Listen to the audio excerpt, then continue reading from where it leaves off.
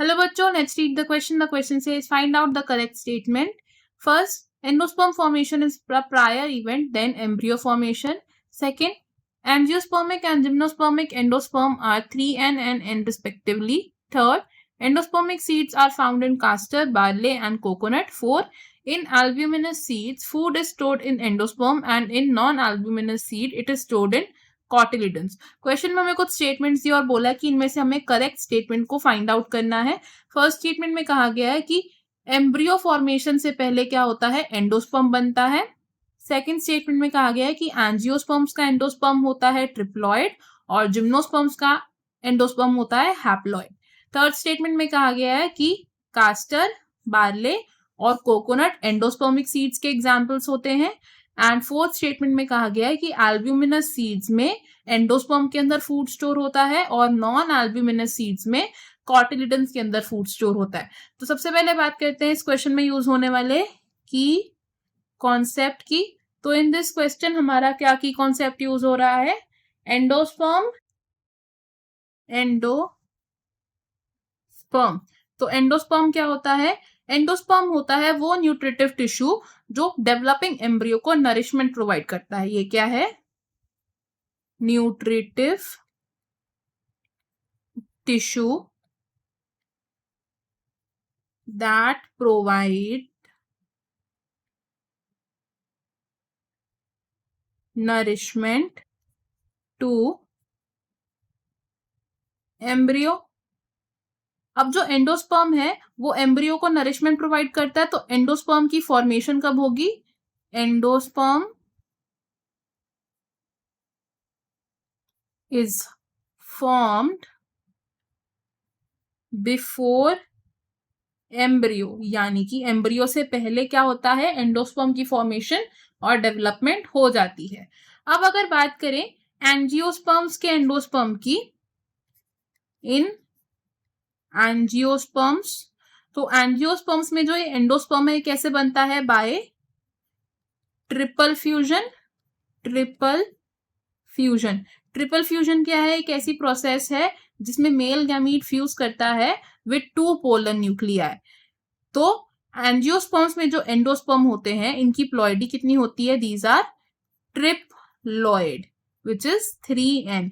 और अगर बात करें हम जिम्नोस्पर्म्स की,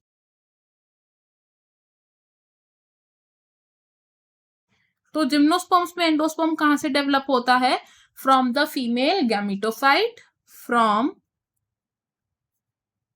फीमेल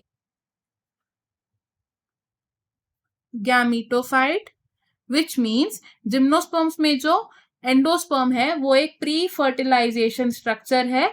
तो फीमेल गैमिटोफाइट से बनने वाला जो एंडोस्पर्म होगा वो कैसा होगा, एक हैप्लॉइड स्ट्रक्चर होगा. तो हैप्लॉइड एंडोस्पर्म किस में प्रेजेंट होता है, इन जिम्नोस्पर्म्स.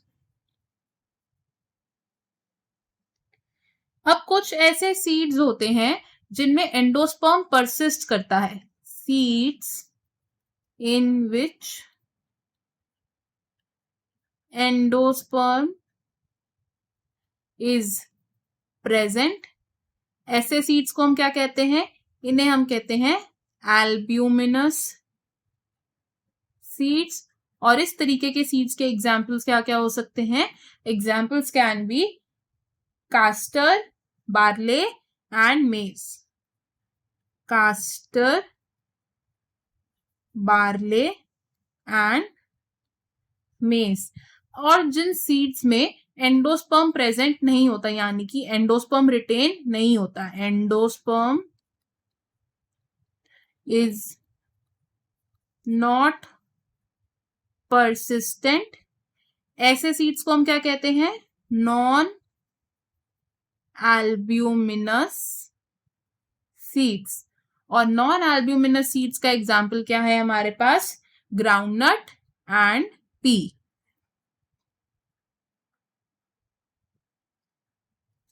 तो एल्ब्यूमिनस सीड्स में जो फूड की स्टोरेज है वो कहां पर हो रही है, in the persistent endosperm.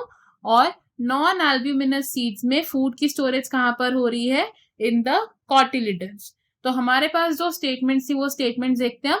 In statements में से फर्स्ट स्टेटमेंट क्या है, ये एक करेक्ट स्टेटमेंट है, सेकंड स्टेटमेंट भी करेक्ट, थर्ड स्टेटमेंट भी करेक्ट है एंड फोर्थ स्टेटमेंट भी करेक्ट है. तो फ्रॉम द गिवन 4 ऑप्शंस हमारा कौन सा आंसर करेक्ट होगा?